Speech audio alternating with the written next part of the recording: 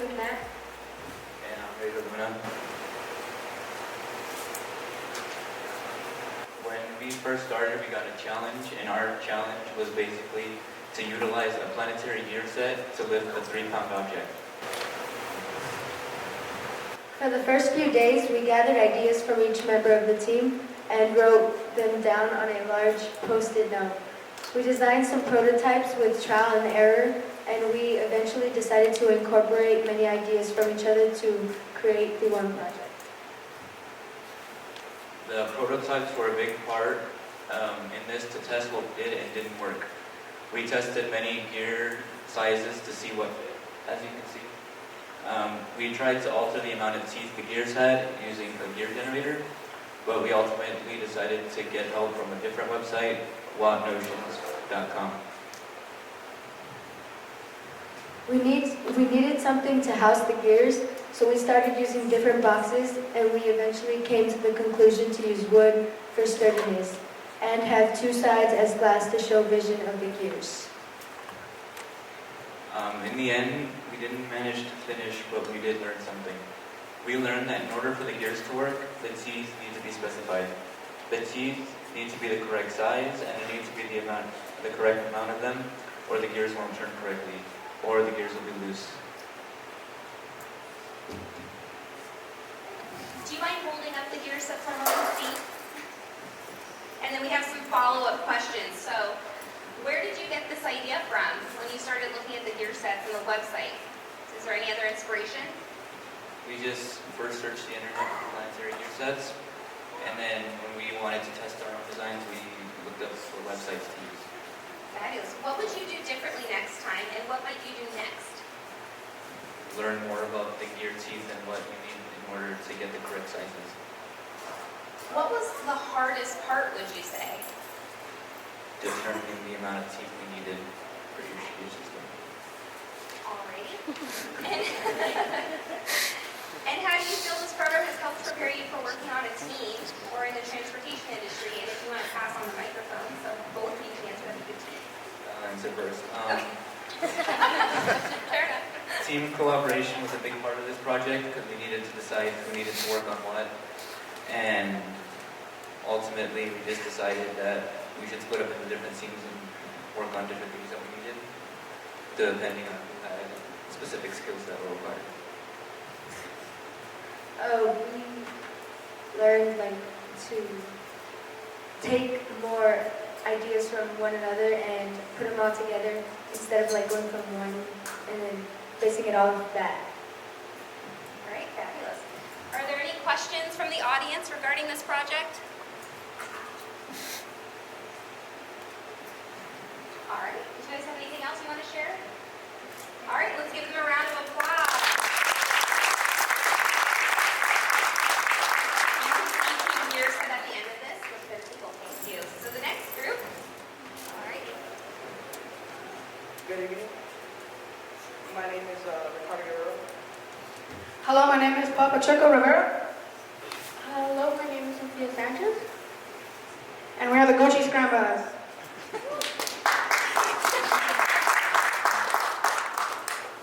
On week 1, on our first week, we created the tech course. We brainstormed ideas for our vehicles, and we sketched out our ideas. Week 2, we started to roll out ideas for our car. Also needed a track to test out our vehicle prototype. We wanted to make a track, but we declined that decision after Create New Tech Force already had one.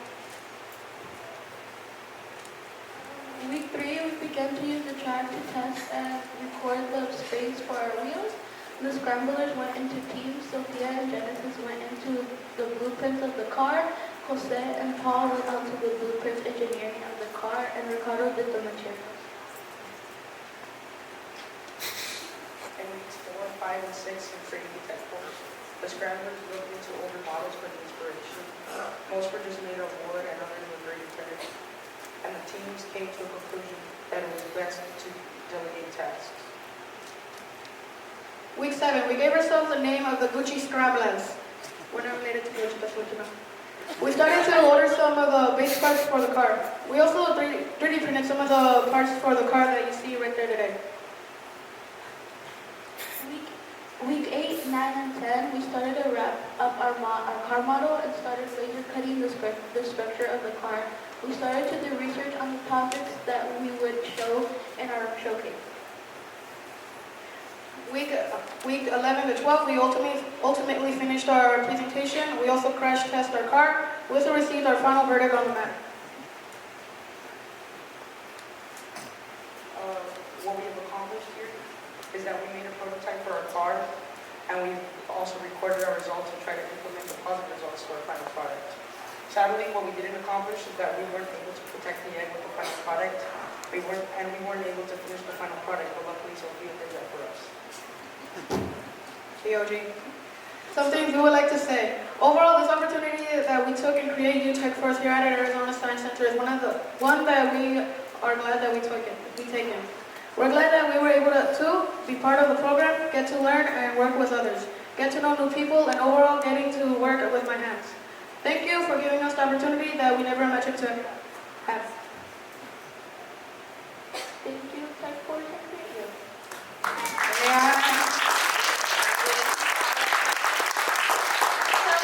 So you have a crash test car. What inspired you for the design of it?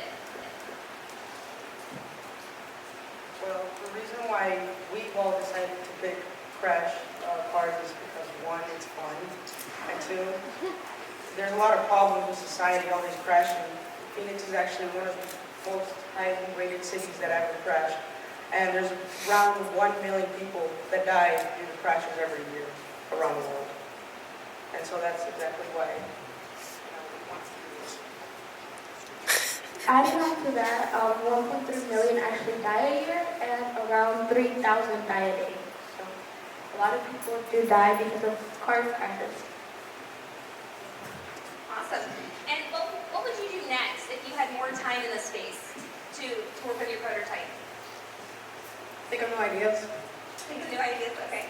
And then what was the hardest part, would you say, of this entire process and challenge? Getting all the materials to work properly, because whenever we used the 3D printer, it would just end up looking like some swamp from Shrek. Fair enough. All right. And how do you think this has helped you give you an insight on the transportation industry?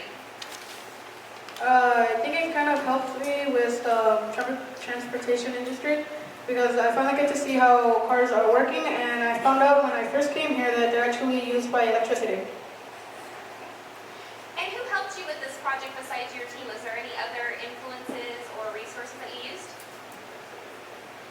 Everybody did. Okay. All right. There were some people that are here, like Genesis Momelli and Jacob. And we also have to thank our leaders, Victoria, Mr. Rogers, and Jeff. Thank you guys so much for letting us talk here, and thank you, Ms. Wright and Mr. Rogers, for giving us this opportunity. Otherwise, I would have just been in the home being a couch potato like always. All right. Are there any questions from the audience? Yes. What surprised you most during your prototype kind of crash test? The thing that shocked us the most was probably the fact that most of the time our materials didn't want to work, making us have to use up another week waiting for those materials to come back again. Any other questions? And we actually brought 2 eggs in so that we can try on the ramp later. You guys want to see? Well, not after the last room. All right, let's give them a round of applause.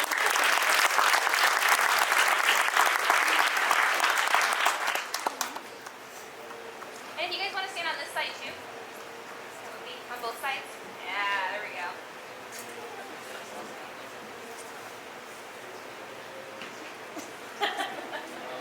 We're Team Turbo, and my name's Jorge Lopez. I'm Ulysses Leon. I'm Yahaira Reese. I'm Steph. I'm Teresa Vasquez.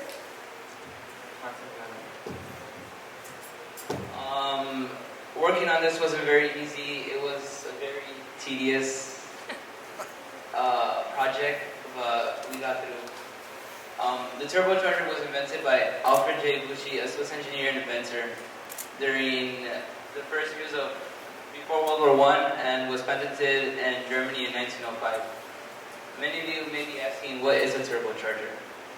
A turbocharger is a turbine-driven forced induction device that increases in internal combustion engine's efficiency and power output by forcing extra air into the combustion chamber. In other words, it increases the amount of pressurized air entering the air, in turn making the combustion process quicker, more efficient, and stronger. Sometimes a smaller turbocharger is used to power a larger one. It is particularly effective at high altitudes where other engines experience difficulty. Here you can see a diagram of a turbocharger and how it works.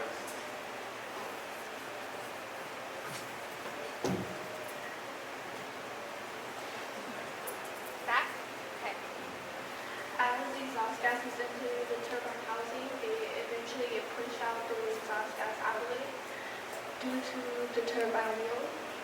On the compressor section, air is going in through the air inlet.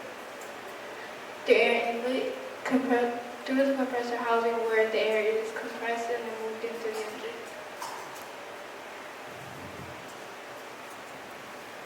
So the supercharger. A supercharger is an air compressor that increases the pressure or density of air supplied to an internal combustion engine. Here is just a picture of a supercharger on its own, and on the right you have the engine with the supercharger on top. So a turbocharger uses exhaust stream for its energy, and it is not directly connected to the engine. A turbocharger can actually go up to 150 rotations per minute. On the other hand, a supercharger uses a crankshaft for energy. It is directly connected to the engine, and it goes up to 30,000 rotations per minute.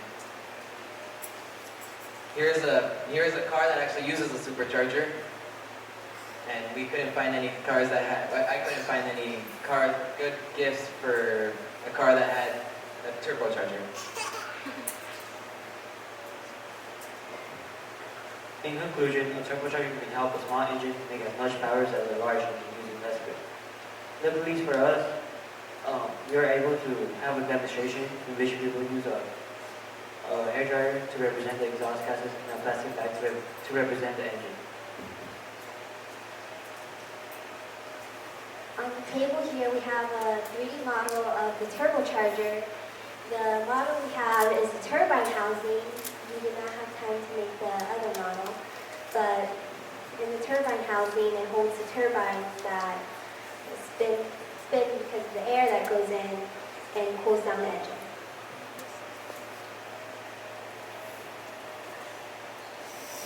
That's pretty much it for our presentation. Okay. All right. So you've been working with Warren, your mentor, quite a bit. What have you learned from him and the transportation industry?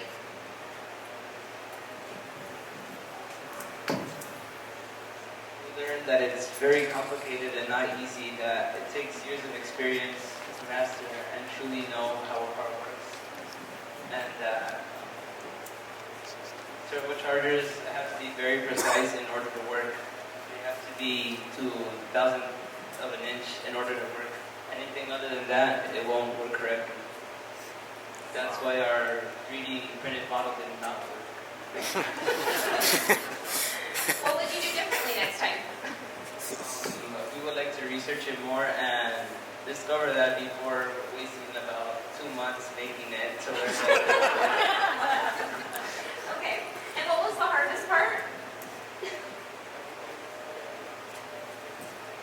Getting the 3D printers to work because they were rarely on, not printed correctly. Okay. And what made your team pick this challenge opposed to the other ones? So we chose the turbocharger because, well, it makes cars work better and it helps them go faster with the engine. It gives them more of a boost. Okay. Are there any questions from the audience at this time? Okay. And with that, you can actually see in person their prototypes.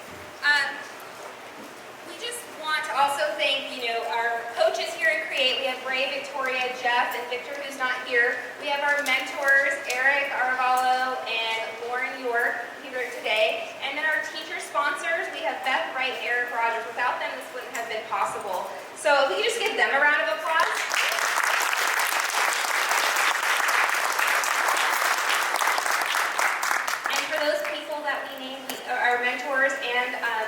sponsors, we do have a little something from you from their teams.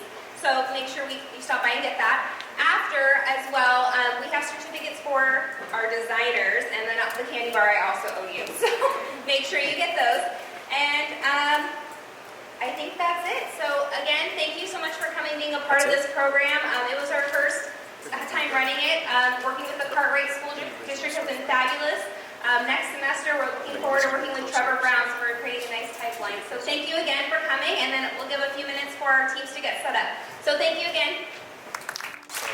Well, I was here the first night they kicked it off, and the enthusiasm there was like, what am I getting myself into? Tonight was just awesome because they not only learned a lot, they learned a passion to get working with their hands and to have fun doing a job. So I think the opportunity for these kids to really learn more as they go into high school and hopefully get into a technical career pattern, they'll enjoy. They'll remember this.